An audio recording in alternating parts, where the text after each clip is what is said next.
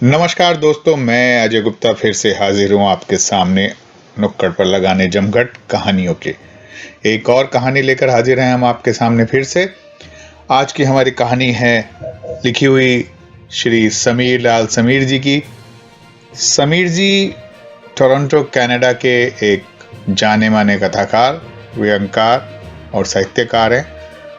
अक्सर अलग अलग अखबारों में इनके व्यंग, अलग अलग मौक़ों पर सुनी गई इनकी कहानियां और इनकी कविताएं हमें आज के साहित्य को उसके परम शिखर तक पहुंचाने का एक साधन लगती हैं। चलिए सुनते हैं समीर लाल जी की कहानी कड़वी निंबोली।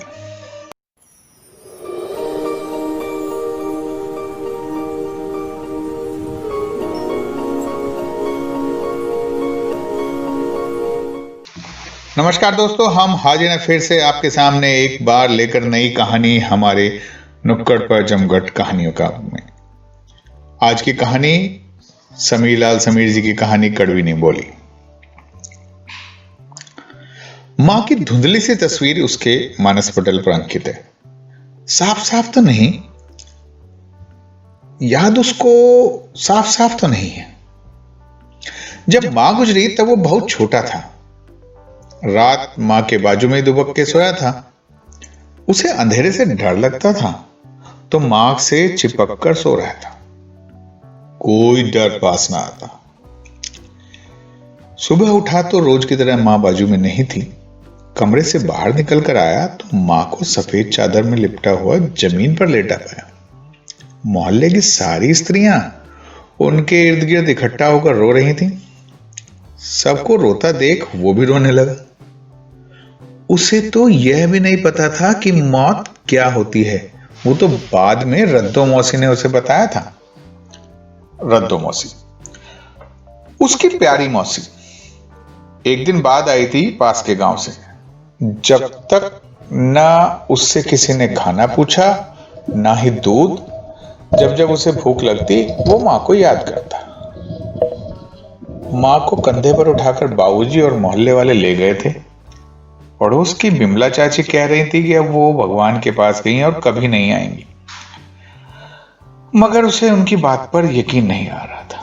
भला उसकी मां उसे छोड़कर कैसे जा सकती है, और वो भी हमेशा के लिए।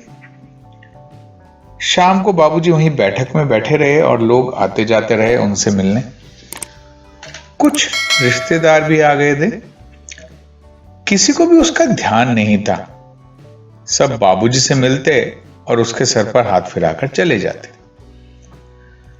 रात होते होते वो कमरे में आ गया। बाबूजी बैठक में ही बैठे थे, कुछ बोल नहीं रहे थे। वैसे भी वो चुप ही रहते थे और बैठक में ही रहते थे। वहीं खाते और सोते थे। वो तो बस अपनी मां से ही बातें करता था। अब भूख के साथ साथ उसे नींद भी आ रही थी तो वहीं मां के बिस्तर पर लेट गया।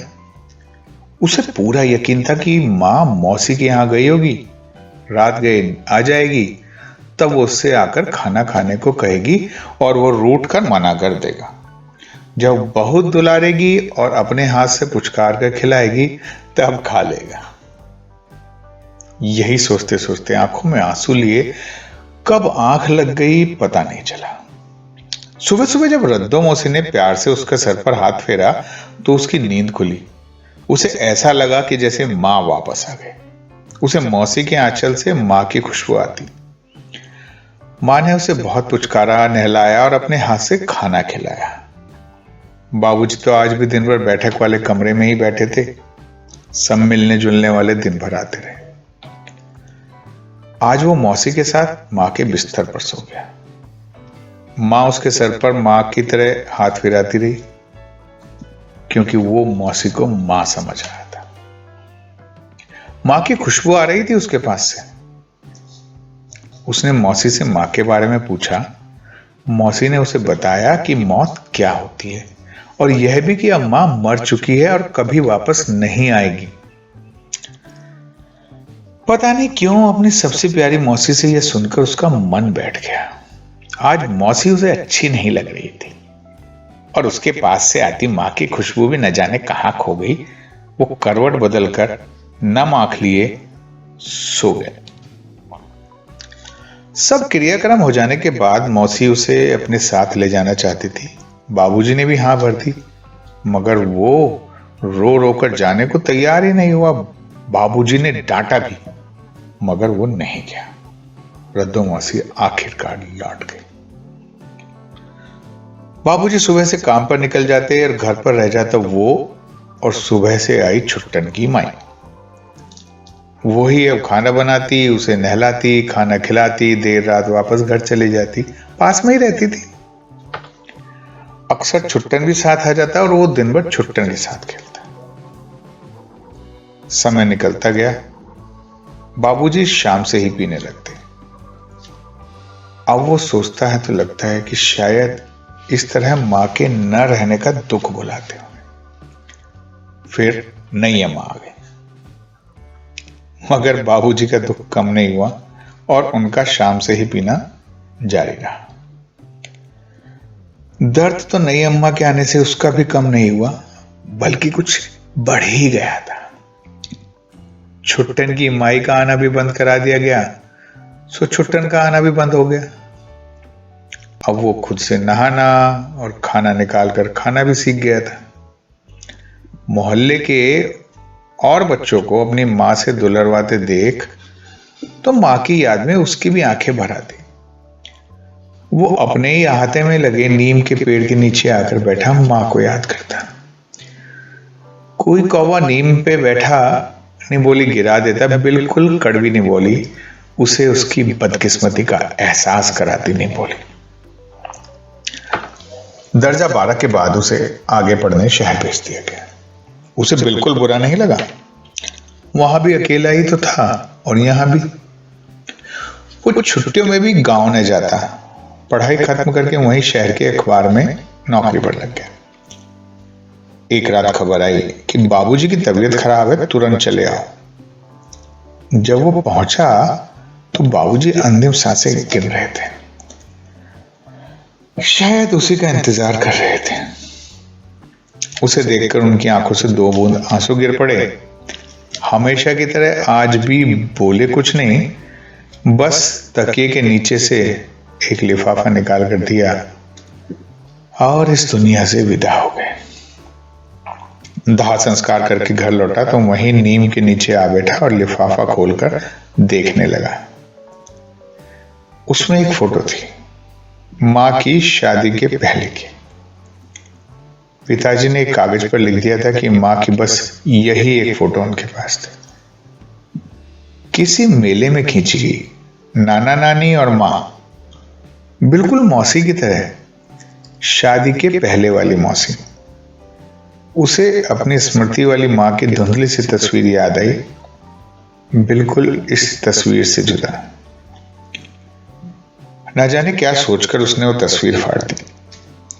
आखिर आज तक वो अपनी स्मृति वाली माँ की धुंधली सी तस्वीर के सहारे ही तो जीता आया था। वो उसे विस्मृत नहीं करना चाहता था। तभी कोई कौवा नीम पर आ बैठा और कौवे ने एक निम्बोली गिरा दी। बिल्कुल कड़वी निम्बोली। जी हाँ, बिल्कुल कड़वी निम्बोली। उसे उसकी बदकिस्मती का एहसास कराती कड़वी निम्बोली। अगले दिन ही वो शहर चला आया और उसके साथ शहर लौटी उसकी अपनी स्मृति वाली माँ की धुंधली सी तस्वीर। वो फिर कभी गांव नहीं गया, लेकिन शहर में अपने घर के अहाते में उसने आम का पेड़ लगाया है, मीठे आम का पेड़। तो ये थी समीर लाल समीर की कहानी कड़वी निम्बोली। आपको कैसी लगी आप जरूर बताइए, अपना कमेंट्स दीजिए। हमारे इन कहानियों के जमघट को नुक्कड़ पे जो हर हफ्ते लगता है, आपको कितना आनंद आता है, क्या अच्छा लगता है और आप क्या चाहते हैं परिवर्तन में, जरूर लिखिए। और अंत में लाइक शेयर और सब्सक्राइब करना ना भूलें। और सब्सक्राइब करने के बाद एक छोटी सी घंटी आ गई, उसको भी दबा दें तो आपको हर बार नई कहानी की सूचना समय से प्राप्त होगी। तो दोस्तों मिलते हैं बहुत जल्द अगले सप्ताह लेकर एक और कहानी। तब तक के लिए सुनते रहिए, देखते रहिए नुक्कड़ पे जमघट कहानियों का। नमस्कार, धन्यवाद।